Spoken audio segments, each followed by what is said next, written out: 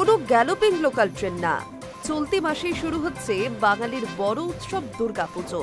পুজোর দিনগুলিতে শহরতলি ও আশেপাশের জেলাগুলি থেকে বহু মানুষ ভিড় করেন কলকাতার পুজো দেখার জন্য। আর সেক্ষেত্রে যাতায়াতের মাধ্যম থাকে লোকাল ট্রেন। ভিড় এড়াতে আগাম প্রস্তুতি এবার শুরু করে দিল শিয়ালদহ বিভাগ। এদিন ডিআরএম এবং অন্যান্য আধিকারিকরা দীর্ঘক্ষণ বৈঠক করেন বলে সূত্রের খবর।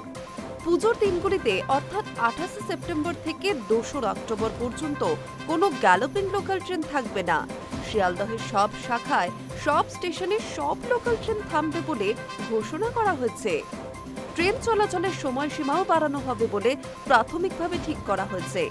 শিয়ালদহ স্টেশনে মোট 21টি টিকিট কাউন্টার রয়েছে। পুজোর দিনগুলিতে সব টিকিট কাউন্টারই খোলা থাকবে। এছাড়াও শিয়ালদহ স্টেশনে অতিরিক্ত 10টি মোবাইল ইউটিএস ব্যবস্থা করা থাকবে। 17টি এটিভিএম কার্যকর থাকবে।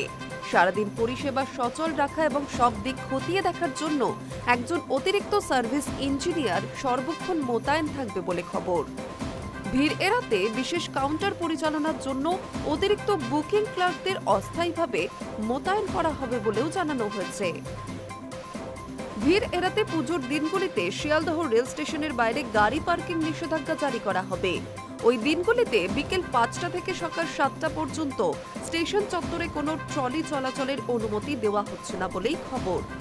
শিয়ালদহ স্টেশনের 1 নম্বর প্ল্যাটফর্মের দিকের অংশ রেলের কাজের জন্য করোনা পরবর্তী সময় থেকে বন্ধ রয়েছে।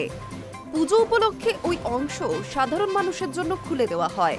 এবারও সেই অংশ খোলা থাকবে বলেই খবর।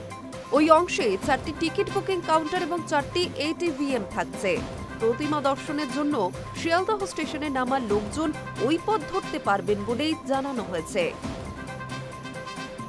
মেল ও এক্সপ্রেস ট্রেনের যাত্রীদের জন্য শিয়ালদহ স্টেশনে প্ল্যাটফর্ম নির্ধারিত হয়েছে। পুজোর দিনগুলিতে 9 ও 11 থেকে 14 নম্বর প্ল্যাটফর্মে এইসব ট্রেন এসে থামবে এবং ছাড়বে। জরুরি ভিত্তিতে অন্যান্য স্টেশনগুলির দিকেও নজরদারি থাকছে। শিয়ালদহ কল্যাণী, শিয়ালদহ সোনারপুরের মধ্যে রাতে বিশেষ ট্রেন চালানোর চিন্তা ভাবনাও চলছে। যাত্রীদের চাপ কমাতে প্রয়োজনে আরও অধিক রেক চালানো হতে পারে বলেও খবর। High news network.